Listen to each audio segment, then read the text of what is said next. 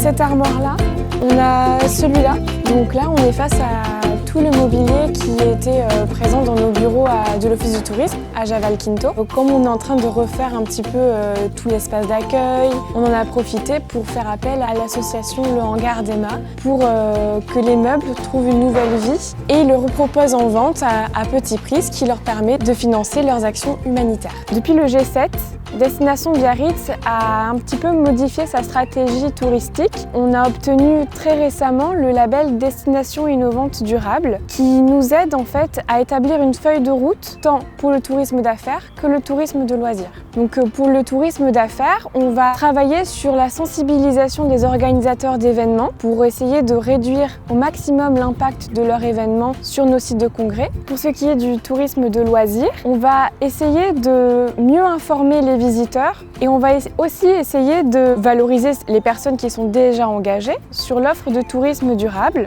On aimerait qu'il soit moteur pour montrer qu'il est possible de proposer une offre différente tout en étant attractif.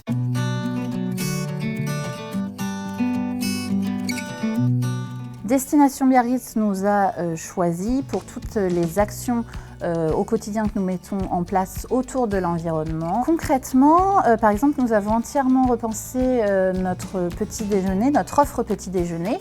On travaille avec des producteurs locaux. Vous avez accès maintenant à une fontaine à eau filtrée, des carafes d'eau en chambre. Nous avons du linge en coton bio.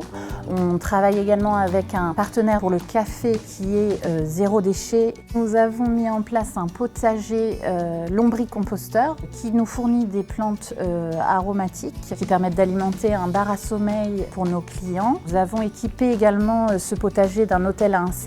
Ça permet de créer tout un écosystème.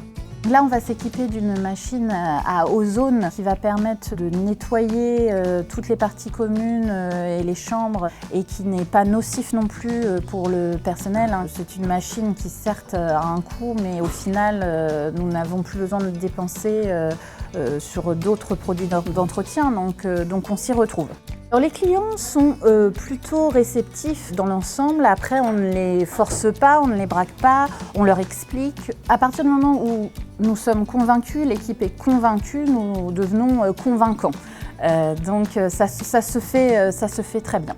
Sur un secteur comme l'industrie hôtelière très énergivore, je pense qu'il est de notre devoir de faire changer les mentalités.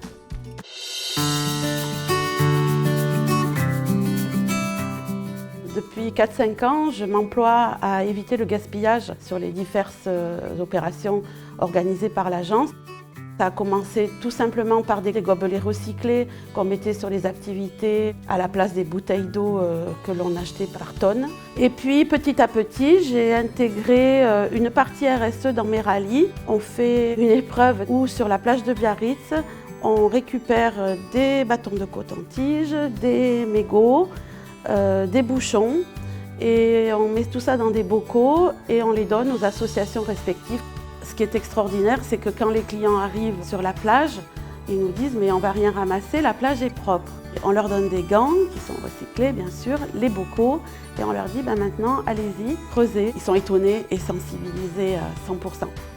Je me plais à dire qu'il y a une certaine mode de la RSE aujourd'hui. Le bon côté, c'est que ça secoue les mentalités. Chaque entreprise se doit d'avoir un point RSE et donc du coup, les gens se sentent un petit peu plus sensibilisés et le demandent plus spontanément.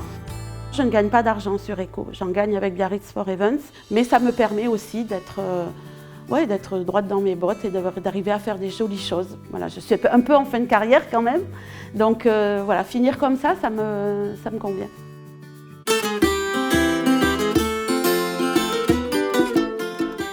Nous devons être l'exemple puisque nos élèves sont les futurs restaurateurs, hôteliers, etc. Ou dans le tourisme. Nous devons leur montrer dès à présent les bons gestes, les bons réflexes. Et donc c'est pour ça que nous les sensibilisons au maximum sur tout ce qui peut être économisé.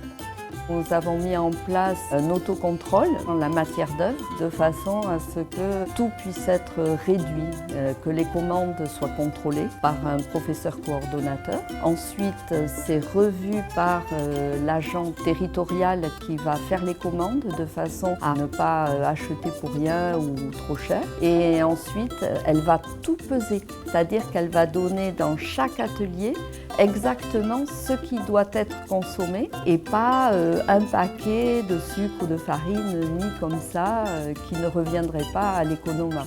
On a deux gros réseaux. Il y a les enseignants d'un côté qui font un travail énorme et on a aussi les élèves de leur côté, les éco-délégués qui sensibilisent leurs pairs. Ils ont développé avec des enseignants le manger nature. Ils vont chercher des fleurs et des repas sont confectionnés à base de ces éléments. Forcément, on fait plus attention à la nature, on la découvre, on apprend et du coup, ces jeunes sont très intéressés.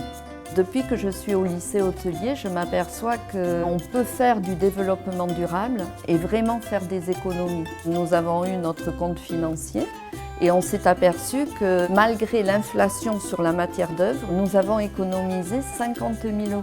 Ça nous donne encore plus envie d'aller plus loin.